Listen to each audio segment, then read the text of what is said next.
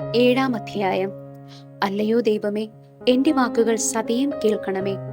മനുഷ്യരുടെ പാപങ്ങൾ എത്ര വിലപനീയം! ഈ പറയുന്നതും ഒരു മനുഷ്യനാണ്. തന്മൂലം അവനോട് നീ കരുണ കാണിക്കുന്നു, കാരണം അവനെ നീ സൃഷ്ടിച്ചതാണ്. അവനിലുള്ള പാപമാകട്ടെ നീ സൃഷ്ടിച്ചതല്ല. ഹാ, എന്റെ ശൈശവത്തിലെ പാപകർമ്മങ്ങൾ എന്നെ ഓർമ്മിപ്പിക്കുവാൻ ആർക്കു സാധിക്കും? പാപരഹിതനായി നിന്റെ ദൃഷ്ടിയിൽ ആരുമില്ല. ജനിച്ചിട്ട് ഒരു ദിവസം മാത്രമായ പിഞ്ചുകുഞ്ഞു പോലും നിന്റെ ദൃഷ്ടിയിൽ പാപരഹിതനല്ല. ഇതാരാണ് എന്നെ അനുസ്മരിപ്പിക്കുന്നത്? എനിക്ക് ഓർമ്മിക്കുവാൻ കഴിയാത്ത പ്രവൃത്തികൾ തന്നെയല്ലേ ഇന്നും കൊച്ചുകുട്ടികളിൽ ഞാൻ കാണുന്നത്. എന്തൊക്കെയായിരുന്നു എൻ്റെ അന്നത്തെ പാപങ്ങൾ! മുലപ്പാലിനു വേണ്ടി ഞാൻ ശാഠ്യം പിടിക്കുകയും കരയുകയും ചെയ്തതായിരിക്കുമോ? ഇന്ന് മുലപ്പാലിനു വേണ്ടിയല്ല, ആഹാരത്തിനു വേണ്ടി പോലും അന്നത്തെ പോലെ ഞാൻ കരഞ്ഞാൽ മനുഷ്യരെന്നെ ന്യായമായി പരിഹസിക്കും, ശാസിക്കും. ആകയാൽ അന്ന് ഞാൻ ശാഠ്യം പിടിച്ചതും തെറ്റാണ്, അത് ശിക്ഷാർഹമാണ്. തെറ്റാണെന്ന് മനസ്സിലാക്കുവാൻ അന്ന് എനിക്ക് കഴിവില്ലാതിരുന്നതുകൊണ്ട് ആരും എന്നെ ശാസിച്ചില്ലെന്നേയുള്ളൂ. അങ്ങനെയാണ് വഴക്കം. ആ വഴക്കം ശരിയുമാണ്. മനുഷ്യൻ വളർന്നു വരുന്നതോടൊപ്പം ചെറുപ്പത്തിലെ ദുശീലങ്ങൾ അവൻ പിഴുതുമാറ്റുന്നു. നല്ല ശീലങ്ങളെ നിയന്ത്രണത്തിന്റെ പേരിൽ പോലും ആരും നശിപ്പിക്കാറില്ല.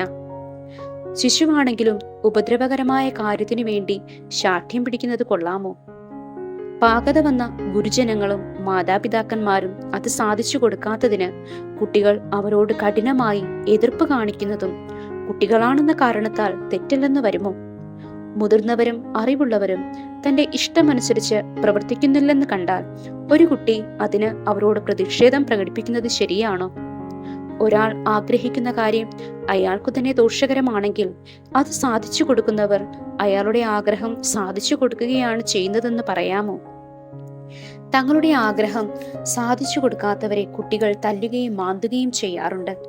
അങ്ങനെ ചെയ്യുന്ന ശിശുക്കളുടെ നിഷ്കളങ്കത അവരുടെ മനസ്സിലല്ല, കൈകാലുകളുടെ ശിശു സഹജമായ ബലഹീനതയിലത്രേ സ്ഥിതി ചെയ്യുന്നത്.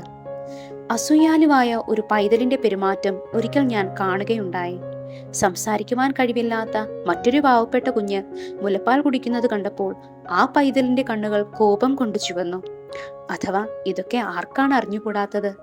ശിശുക്കളിൽ കാണുന്ന ഇത്തരം തെറ്റുകൾ കാലക്രമേണ എങ്ങനെയെങ്കിലും പരിഹരിക്കപ്പെട്ടുകൊള്ളുമെന്ന് അമ്മമാരും ആയമാരും പറയാറുണ്ട്.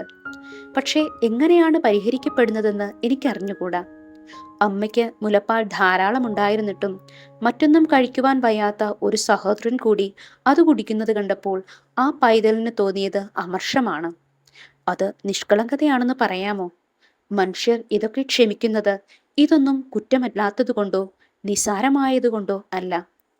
കുട്ടികൾ വളർന്നു വരുമ്പോൾ അവരിലുള്ള തെറ്റുകൾ താനെ മാറിക്കൊള്ളുമെന്ന വിശ്വാസം കൊണ്ടാണ്. കുട്ടികളെ സംബന്ധിച്ചിടത്തോളം ക്ഷന്തവ്യമായി കരുതപ്പെടുന്ന ഇതേ കുറ്റങ്ങൾ മുതിർന്നവരിൽ കണ്ടാൽ ആരും അത് ക്ഷമിക്കുകയില്ല.